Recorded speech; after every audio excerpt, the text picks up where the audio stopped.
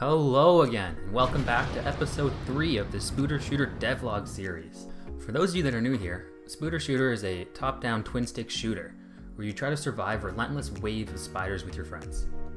I've gotten a lot done in the past few weeks, and I'm really excited to show you guys. But before we start, make sure you hit that subscribe button, so you don't miss the upcoming videos. Alright, so let's get into it. The first thing I worked on was this new background. If you remember from the past devlog, everything used to just be a solid black background, but now it's got this cool honeycomb kind of look. If you look closely, you'll notice that the background actually animates with a cool ripple effect every 5 seconds. And it has a parallax effect as the player moves. And this is what the ripple animation looks like in Aseprite. It's pretty simple. All there is a mask. If I remove the mask, you'll see that it's just a ripple with a layer over top. So the vast majority of the last few weeks has been spent working on new guns and upgrading the coding so that it can support adding new guns easily.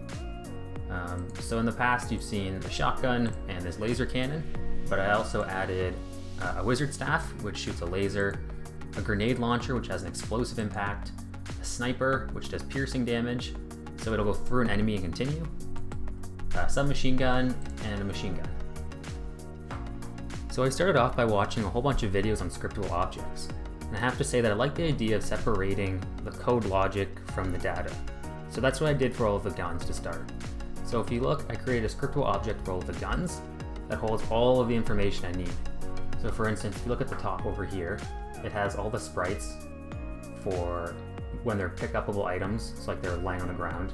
For the UI, it has their bullet, it has their impact, it has their range, damage, piercing, bullet speed, everything, camera shake, what type of muzzle animation it uses. And this makes adding new guns extremely easy. Alright, so let's get to the juicy part, all the guns. So the first gun I built was the wizard staff, and it's different from every other gun in that it does not shoot a projectile. Instead, it uses ray casting and a line renderer. This gun is a good example of the pierce attribute that some guns can have. As you can see, it pierces the first enemy and hits the second one. A second attribute called pierce decrease defines how much damage is done to the second enemy. In this case, it's 0.5, so if the first enemy takes 100 damage, the enemy in the back will take 50. So the next gun I worked on was the grenade launcher. And it's different from the other guns in that it deals explosive damage. The damage it deals is proportionate to how far the spider is from the center of the explosion, so that spiders that are farther away from it will only get hit a little bit. I have to say I'm pretty happy with how the explosion animation turned out.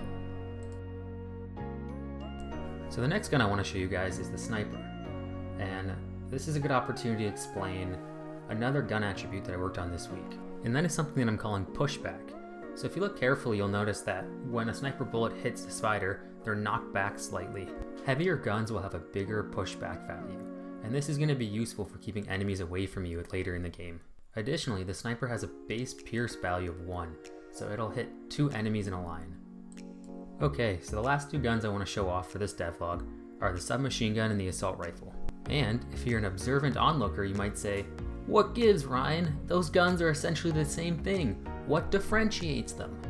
Well, my observant onlooker, that's a good question.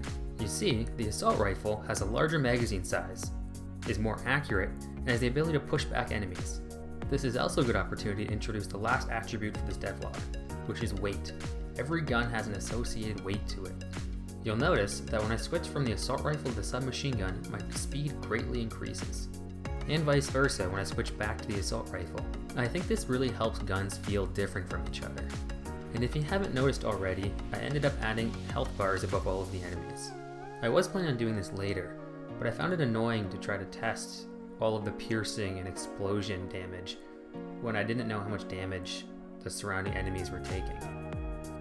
And now it's time for a segment I'm calling Notable Bugs. Honestly, I filmed this one weeks ago, and I no longer remember the cause or the solution to it. So I guess just appreciate its weirdness.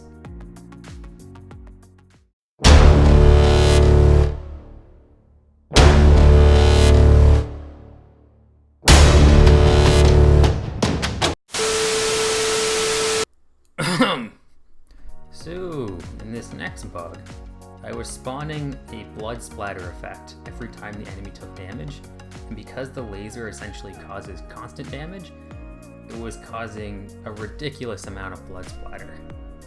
The solution to this was obviously just to restrict the blood splatter to a timed interval.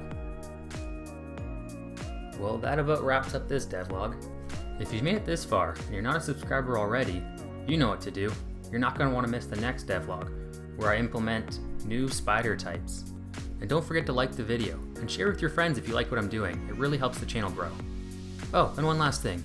If you have any ideas for really cool guns you want to see in the game, make sure you comment below. I read through every single comment. Thanks guys, bye.